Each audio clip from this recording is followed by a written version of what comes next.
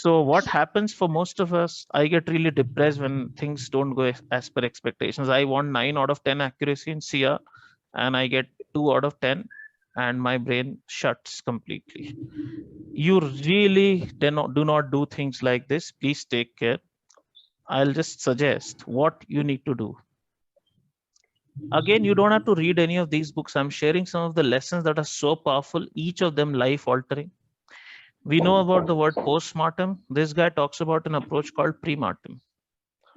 Premortem approach. And premortem approach is, on one day, sit down and say to yourself, what all could make me fail? And imagine yourself failing right now, that, okay, I have already failed my exam. What could be the 30 factors or 5 factors or 20 factors that could make me fail? Pre-mortem approach. Pre-mortem approach is something that we know post-mortem. We know when something goes bad, we realize, okay, what went wrong. Rather than that, you find out what can go wrong. You imagine that you already failed and then think about why you could fail. This is used in many corporations as a brainstorming strategy, and that's why their failure rate is very, very minimal. Also, black box is what in an airplane, it is the thing that really tells you what went wrong after the plane has crashed. Can we do black box thinking before the plane has crashed for us? That's what. Every single thing that can go wrong, if you say this could be my disastrous point, this could be my curtains, that you work on and make sure it doesn't happen. So it's a very different way, and that's why failure is something that some does not phase many people. I don't get phased by it when I don't get the accuracy in the beginning for anything, frankly. Okay, when you commit like this, that whatever can go wrong, let me think about it, but I'll perfect everything. That is commitment to excellence. And then things totally change. I've definitely shared this before with some people. This is something part of Know the World. How we start is we don't even know that something exists. So we are unconscious and we are incompetent about it. So for some people, let's say reading comprehension at some point in time was not even a known word, that, okay, it was there. Then we know RC is there, but we are not good at it. So we are incompetent, but we are conscious about it. Then we build it and we keep thinking about it, that, okay, I have to apply octave. So where is the opinion? This is not going to give you any marks. Where is the opinion? Where is the contradiction? No. Unconscious competence means you are using this, but you're not thinking about it. And the best example is when you drive a car. On day one, probably there are 50 steps that you need to remember. When you drive your car today, all the 50 steps you do without thinking of even one of them. This is the level of muscle memory we need. And you saw these people who, even if they joined 2 years ago or 1 year ago or in this month, they actually studied only for 2 months.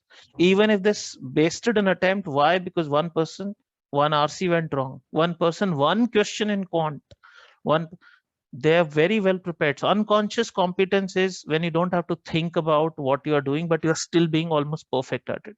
On the test day, if you have to think about prime and octave and ACT and data sufficiency techniques and trap avoidance, you are not going to go very far. It has to go into your muscle memory, into that subconscious memory. And it can. You have seen examples of people preparing for 2 to 3 months only and getting to this level of excellence. Imagine the last person, one of the people we have spoken to today, Varun. He said that he took 5 days or 6 days, 5 to 6 days, and that's it. After one disastrous attempt that he had in his mind, 730 was a pretty big disaster for him. So that's what can happen. Take care. Okay. Also, I am very against one idea. I have to warn you, this is not the way you master anything. The path of the dabbler versus the master, we just don't persist. I have used this term in every session of mine. In any exam that you're preparing for, don't develop a student level mastery, develop teaching level mastery. Then how can you go wrong? How can you go wrong after that? We heard from Harjas. He finally could say that yes, it completely happens. If someone can get 100% accuracy, that person has probably gotten teaching level mastery, because in India or probably all of Asia, many teachers are not at 100%. Forget students. Teachers in RC will not be at 100% or less. People teach, but probably without even knowing the craft, even 100 half as well as they should probably. because we all want to take the path of the dabbler, and dabbler is someone who experiments, and whenever things get a little tough, we drop out. I have said this countless time: build depth. So Don't build. by Okay, teaching level become an mastery, absolute master, and then if everything is easy. And somehow this message doesn't seem to go home for many people. Many reasons can be there for this, but I really hope this time you take it very seriously. Build depth. It doesn't take so much time. What did Harjis take? He took CR 3-4 hours every day. It doesn't mean he did 3-4 months. He probably did 2 weekends. That's it. But that much time we all have to give. Depth and breakthrough point happens, and after that you improve so much. Let's see what really is the problem here. How we learn: a person who believes there is a natural limit, that इससे ज्यादा कुछ नहीं होता, वो थोड़ा सा training करता है, reaches a point, and then he drops, then he drops, and then he drops, and then this, there is a disappointment point. You will always hit that thing. Then you feel completely resigned. Nahi, I can't do it, man. Not for me.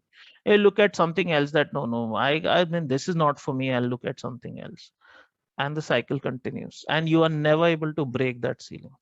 Remember, there is nothing natural about GMAT. GMAT doesn't exist in nature. There is nothing natural about cricket. There is nothing natural about football. There is nothing natural about Mount Everest climbing. This is not, natural limits are very small because nature does not need us to really excel at this level. But some people are able to break through this. How? Let's see.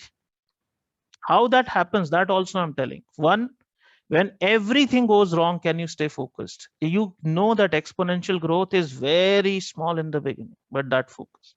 You need to have models. Models means two things. One is something that has someone that has already succeeded. That is a role model. So model. That's why so many people I introduce you to whenever I do a seminar, whenever I do a session, I try to get them. They're busy people, they can't come. There is a model, there is a role model in front of us that no, agar iska ho sakta hai to mera bhi ho sakta hai. This person is not special. There is a system in place. There are formulas, or there are let's say techniques in place. You have all the techniques that we talk about, very unique, very different. And then you reach a breakthrough point. The natural ceiling is broken and you reach here, and you become very good at what comes to you unnaturally. Got to really focus on this bit, but you have to be at it. How many people have, trust me, I want to know this, not because I want to criticize anyone, who has quit something because it was too tough in your GMAT journey? Forget life right now, that it was just too tough, abhi nahi karna mujhe, it's not for me. Who has had that feeling at least momentarily? Can speak up. Yeah, Rohit Yes, raised sir. hand. yes. I have felt that way, Yes, sir. sir. Dormitory. I Yes, probably sir. felt Yes, like sir. I haven't studied in a really long time. So Sir, I especially Yeah, can't. but then that way, Yes, then I you have should had that have a very feeling. small dream also. Best is your dream should also become small. If your efforts are this small, then your dream should also be small, that I'm happy with whatever is happening in my life. If that is the case, then perfectly fine. So yes, we do feel that way, but somewhere we have to make that breakthrough. And Sir, natural versus unnatural is just this. And GMAT is an unnatural. GMAT did not exist in nature before someone invented it. Okay, so once again, this is how a dabbler trains. This is how a master trains.